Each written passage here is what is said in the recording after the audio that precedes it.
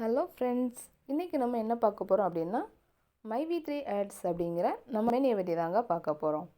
நம்ம கம்பெனி என்ன கம்பெனி அப்படின்னா நிறைய பேருக்கு சந்தேகமாகவே இருக்குது. நம்ம கம்பெனி டைரக்ட் செல்லிங் கம்பெனிங்க.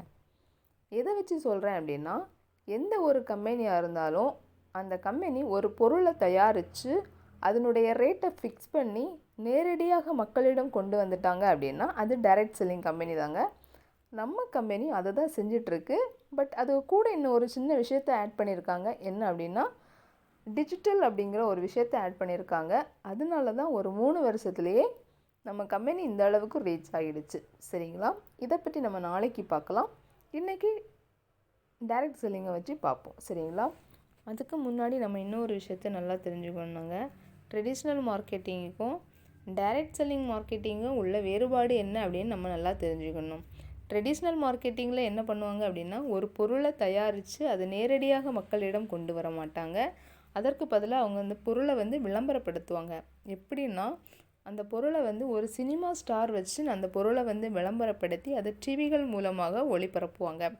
அந்த விளம்பரத்துக்கு அந்த சினிமா ஸ்டாருக்கு கொடுக்கப்பட்ட அமௌண்ட் என்னதான் இருக்கும் அப்படின்னா, பல கோடிகள் அக்ரிமெண்ட்டில் சைன் பண்ணி தான் அந்த ஸ்டார் அந்த பொருளை விளம்பரப்படுத்துவாங்க. எப்படி அந்த பொருளை வாங்குவோம் அப்படின்னா, அந்த சினிமா ஸ்டாரை வச்சு தான் அந்த பொருளை வாங்குவோம்.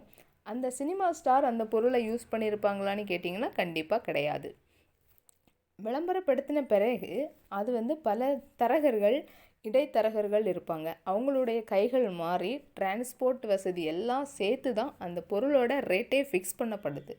அதற்கு பிறகு தான் நம்ம கையில் அந்த பொருள் ரீச் ஆகுது. தயாரிக்கிறதுக்கு 5 ரூபாய் இருந்துச்சு அப்படின்னா நம்ம கைக்கு சேர்றதுக்கு 50 ரூபாயாக இருக்கலாம், இல்லது 100 ரூபாயாகவும் இருக்கலாம்.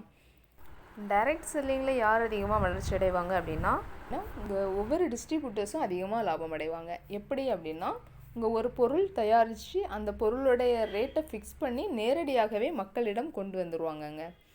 இப்படி வரப்பட்ட பொருளை நம்ம வாங்கி யூஸ் பண்ணுவோம். அந்த பொருளோட தரத்தையும் கம்பெனியையும் தான் நம்ம மற்றவங்களுக்கு ஷேர் பண்ணுவோம். நம்ம ஷேர் பண்ணுறதுனால நம்ம மூலமாக எத்தனை பேர் இந்த கம்பெனியில் பொருள் வாங்குகிறாங்களோ அவங்களுக்கு எல்லாமே சம் பர்சன்டேஜ் இன்கம் பெனிஃபிட் கொடுத்து நம்மளுக்கும் தருவாங்க. சரிங்களா? இங்கே ஒருத்தங்க வளர்ச்சி அடைஞ்சால் நம்மளும் சேர்ந்து அவங்க கூட நம்ம வளர்ச்சி அடையும், கம்பெனியும் சேர்ந்தே வளர்ச்சி அடையும். இதுதான் டைரக்ட் செல்லிங் கம்பெனியோட பெரிய அச்சீவ்மெண்ட்ஸாகவே இருக்குது. இந்த மாதிரி நிறைய கம்பெனிஸ் அதிகமாக இருக்கிறாங்க. அதில் நம்ம மைவி3 ஆட்ஸ் ரொம்பவே அட்வான்ஸாக இருக்காங்க. எப்படி அப்படின்னா, இங்கே நம்ம டிஜிட்டலாக கொண்டு வந்துட்டோம்.